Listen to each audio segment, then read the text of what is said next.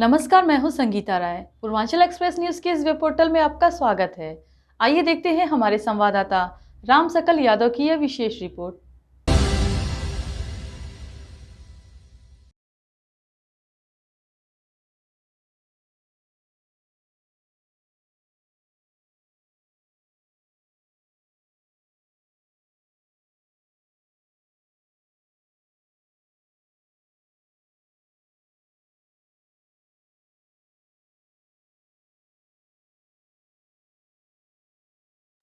सफलता किसी पहचान की मोहताज नहीं होती, बस इरादों में दम होना चाहिए। कुछ ऐसा ही कर दिखाया है आजमगढ़ जिले की मेनगर तहसील के धीरजीपुर गांव के दो होनहार चचेरे भाइयों ने। एक ही परिवार, एक ही सपना और एक ही साथ मिली बड़ी सफलता। सिद्धांत यादव और सौरभ यादव ने पहला प्रयास में ही देश की प्रतिष्ठित मेडिकल प्रवेश परीक्षा नीट उत्तीर्ण कर न सिर्फ अपने परिवार बल्कि पूरे आजमगढ़ जिले का नाम रोशन किया। धीरजीपुर गांव निवासी रामभूज यादव के पुत्र सिद्धांत यादव और रामजन्म यादव के पुत्र सौरभ यादव बचपन से ही साथ साथ पढ़ते आए हैं। दोनों ने सिंहपुर से अपनी प्रारंभिक शिक्षा एक साथ प्राप्त की। इसके बाद सर्वोदय पब्लिक स्कूल आजमगढ़ में भी साथ पढ़ाई की। इंटरमीडिएट के बाद दोनों ने एक साथ नीट की तैयारी शुरू की और दिन रात मेहनत करते हुए पहले ही प्रयास में सफलता हासिल कर एक नई मिसाल कायम कर दी। आज परिवार में जश्न का माहौल है। रिश्तेदार, शिक्षक और ग्रामीण लगातार दोनों होनहार छात्रों को बधाइयां दे रहे हैं। सिद्धांत और सौरभ का कहना है कि सफलता का श्रेय उनके माता पिता के त्याग, गुरुजनों के मार्गदर्शन और पूरे परिवार के सहयोग को जाता है। उनका मानना है कि अगर लक्ष्य स्पष्ट हो, मेहनत ईमानदारी से की जाए तो और परिवार के साथ मिले तो कोई भी मंजिल दूर नहीं होती। धीरजीपुर में इन दो चचेरे भाइयों की यह उपलब्धि सिर्फ एक परीक्षा से सफलता नहीं बल्कि पूरे पूर्वांचल के युवाओं के लिए प्रेरणा है। सिद्धांत और सौरभ ने साबित कर दिया है कि जब सपने भी साथ हो, मेहनत भी साथ हो और हौसले भी साथ हो तो सफलता भी साथ ही मिलती है। एक ही आंगन से निकलने वाले ये दोनों भावी डॉक्टर आज पूरे आजमगढ़ के लिए गर्व की। मेरा नाम सिद्धांत यादव है, ग्राम धीरजीपुर। हम अभी नीट क्वालिफाई किए हैं। हमारा मार्क्स इस बार 575 आउट ऑफ 720 और रैंक है 20,580। हम यहाँ अपनी प्राथमिक शिक्षा सिंहपुर से ज्ञान सरोवर पब्लिक स्कूल से किए थे। माध्यमिक शिक्षा हमारी आजमगढ़ से ज्ञान सरोवर पब्लिक स्कूल से हुई थी। उसके बाद हम 11वीं-12वीं पढ़े नहीं, कोचिंग के लिए चले गए कोटा। वहाँ पे एलएन में एडमिशन लिया और फिर वहाँ पे अपनी 2 साल की प्रिपरेशन की।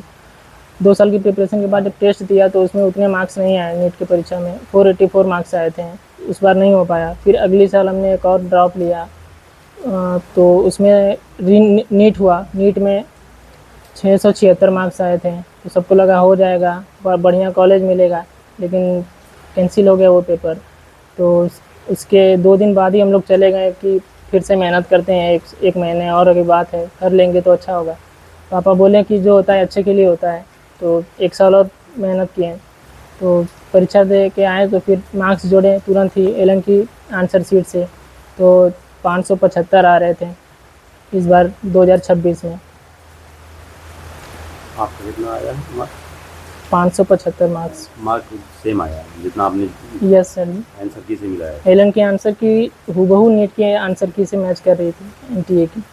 अच्छा, ये बताइए अपने जूनियर्स को क्या आप सलाह देंगे कि किस तरह से प्रिपरेशन करनी चाहिए कि बेहतर रिजल्ट परिणाम आ सकें? सर, जूनियर्स को ये कहेंगे कि आप लगातार कंसिस्टेंसी को बनाए रखें। कंसिस्टेंसी रहेगी और डिसिप्लिन रहेगा तो सब कुछ हासिल किया जा सकता है। टीचर जो नोट्स पढ़ाते हैं उस पर ज़्यादा ध्यान देना चाहिए। बाहर की चीज़ें भी बहुत ज़्यादा मिलती हैं लेकिन उस पर उतना फोकस नहीं करना चाहिए। टेस्ट पेपर ज़्यादा से ज़्यादा देने चाहिए लास्ट के 1-2 महीने में। उससे आपकी जो गलतियाँ हैं वो उभर कर आती हैं। उस पर काम करने से आप बहुत आगे तक जा सकते हैं। परिवार का कैसा सपोर्ट रहा इस दौरान? किस तरह से लोग मोटिवेट किए आपको? परिवार में सभी लोग सपोर्ट करते थे। बड़े पापा, चाचा, पापा, मम्मी लोग, सब लोग बहुत फ़ोन करते थे। शाम को हमेशा फ़ोन किया करते थे कि अच्छे से लगे रहिए, मेहनत करते रहिए। ये कई साथ आप दोनों भाई का एक साथ हुआ है और एक साथ रहते थे, पढ़ते थे, क्या पढ़ने का कम्युनिकेशन आप लोग करते हैं? सर, हम दोनों लोग खुद से आपस में कंपटीशन करके सीखते थे कि आपका ज़्यादा आया है तो अगली बार मैं आपको पीछे करूँगा। तो ऐसे हम लोग आपस में डिस्कस भी करते थे कि तुमसे ही वो गलती कैसे हो गई, मैं तुम्हें बता रहा हूँ तुम करो, नहीं तो तुम मुझे बताओ। हम लोग आपस में काफ़ी डिस्कस करते थे। अच्छा, दोनों लोग टॉपर भी रहे हैं। कंपटीशन से ही आगे बढ़ेंगे। Yes. अगर आपस में कंपटीशन करते हैं तो जो हमारा जो कॉन्सेप्ट क्लियर नहीं रहता उसको क्लियर भी करते हैं और जो कमियां हैं उसको दूर भी करते हैं। तो कंपटीशन करना अच्छी बात है ना। हाँ, कंपटीशन से लोग घबराते हैं कि वो आगे चला गया, तो इससे एक और चीज़ होता है कि जब ज़्यादा नीचे आप आने लगते हैं तो आप डिप्रेशन की तरफ जाने लगते हैं। तो उस समय सिर्फ मेंटल हेल्थ को अपने कंट्रोल करके उसी से पूछिए जो आपसे आगे है कि बताओ भाई मुझको क्या करना चाहिए। उससे कंपटीशन करके ईर्ष्या और जलने की भावना नहीं रखनी चाहिए।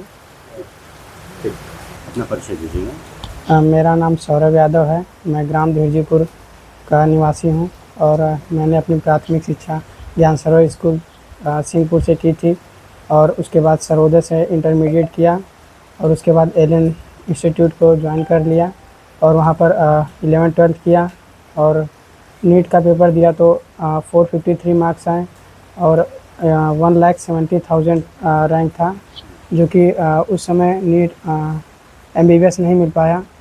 और फिर हम एक ड्रॉप लिए और फिर से तैयारी में लग गए और इस बार हमने जो जो मिस्टेक हुआ था नीट 2025 में उसको उस पर काम किए, कंसंट्रेशन पे काम किए और उसके बाद बहुत सारे टेस्ट पेपर भी दिए और फिर नीट 2026 में हमारा 615 मार्क्स था।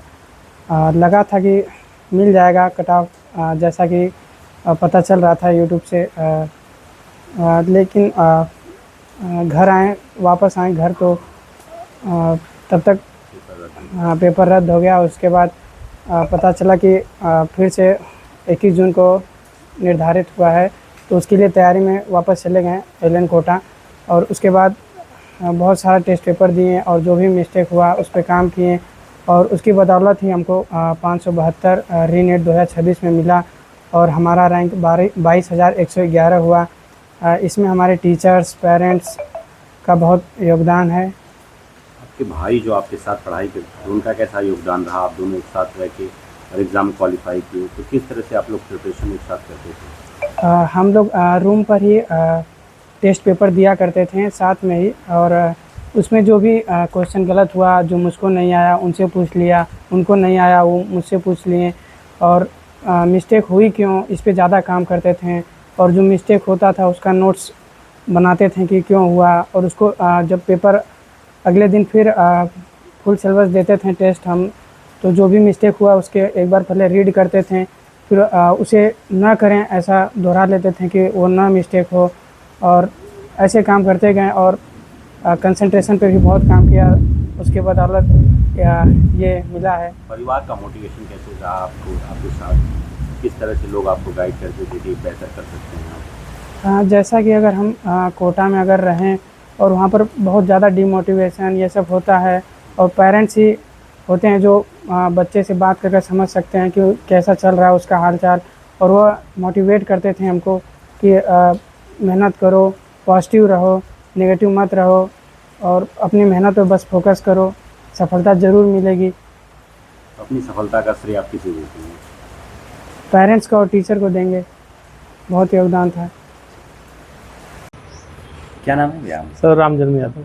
आपके परिवार के दो बेटे आज जी। MBBS करने जा रहे हैं, जी। क्वालिफाई किया है, तो क्या कहना चाहेंगे, किस तरह की खुशी है? सर बहुत बड़ी खुशी है हमको है। हमारे बच्चे पहले से होनहार थे और मेहनत करते थे और मेहनत करके इस मुकाम पे पहुंचे हैं। किस तरह से इन्होंने तैयारी की, आपका क्या मार्गदर्शन रहा है? सर बराबर गाइड करते थे इन सबों को, मेहनत से पढ़िए, सफलता जरूर एक दिन न एक दिन मिलेगी आप लोगों को। परिवार का बैकग्राउंड क्या है, आपने किस तरह से इनको? सर हम किराना स्टोर पे रहते हैं, हमारे भाई CRPF में रहते हैं, उनका भी बहुत सहयोग है पढ़ाई लिखाई में। तो संयुक्त परिवार का जी। यह रिजल्ट है? जी एकदम संयुक्त परिवार में अच्छा होता है। लोग अगर मिलजुल के रहें, परिवार कुछ आगे ले चलें तो बहुत आगे जाएगी परिवार। आपके घर में दो बेटे आपके नीट का परीक्षा दिखाने MBBS के लिए आगे जा रहे हैं, क्या संदेश देना चाहते हैं समाज को और गाँव को? सर परिश्रम से जो भी काम करेंगे सफलता जरूर मिलेगी आपको। अगर सही मार्गदर्शन है, बच्चा अगर मेहनती है, संघर्ष करता है तो जीवन में आगे जाएगा। कितना खुशी फील कर रहे हैं? बहुत खुशी है सर, अपार खुशी है, शब्दों में बयां नहीं कर सकते। अब आप तो डॉक्टर के पिता कहलाएंगे। जी जी, ये सब ईश्वर की कृपा, आप लोगों के आशीर्वाद से सब हो रहा है सर। माँ बाप को क्या सलाह देंगे बच्चों के लिए, किस तरह से आज माँ बाप बच्चों के भविष्य के लिए बहुत चिंतित होते हैं, उन्हें क्या सलाह देंगे आप, किस तरह से बच्चों को गाइड करें कि सफलता मिले?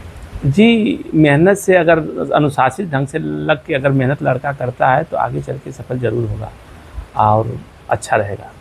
क्या नाम है चाचा आपका? किशुन यादव, कहाँ के रहने वाले हैं? साकिन धिरजीपुर। आज आपके दो पोतों ने रिजल्ट प्राप्त किया है, कौन सा रिजल्ट है, जानकारी है आपको? नीट का। नीट का रिजल्ट है। हमको तीसरी पीढ़ी है, हमको बहुत खुशी है। किस तरह से ये लोग पढ़ाई करते थे और आप परिवार के मुखिया हैं तो कैसे इन लोगों को प्रेरित किए इस सफलता के लिए? हम लोग खेती में जौन चावल गेहूँ तेल राय उनको पहुंचाते थे और खेती करते थे परिश्रम से। और हमारी पहले की स्थिति थोड़ा गड़बड़ थी, लेकिन हमें बहुत बड़ी खुशी है हमारी तीसरी पीढ़ी जो हमारा नाम रोशन किया। दाहिने बाएं आपके दोनों डॉक्टर बैठे हैं, स्वस्थ फील कर रहे हैं? अच्छा लग रहा है? नहीं, अच्छा लग रहा है, बहुत अच्छा लग रहा है। किस तरह से परिवार को संयुक्त रूप से लेके चलने से यह रिजल्ट मिला है? आप अपनी पीढ़ी और आगे वाली पीढ़ियों के लिए क्या संदेश देंगे? और भाई यही तो का सभी लोगों को इसी तरह रहना चाहिए। सभी लोगों की बात विचार के इकट्ठा करके और चलाएंगे और कुछ का।